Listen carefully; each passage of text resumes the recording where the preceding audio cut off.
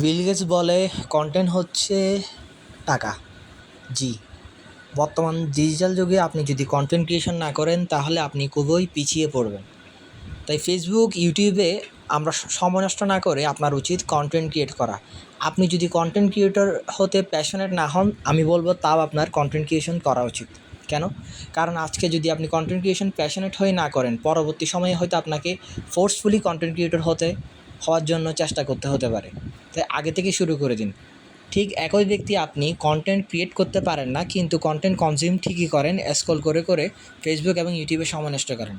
Facebook এবং ইউটিউবে scroll করে সময় নষ্ট করেন, এই থেকে বোঝা যায় আপনি অলরেডি জানেন কোন ধরনের ভিডিওগুলো ইউটিউব এবং ফেসবুকে বেশি চলবে।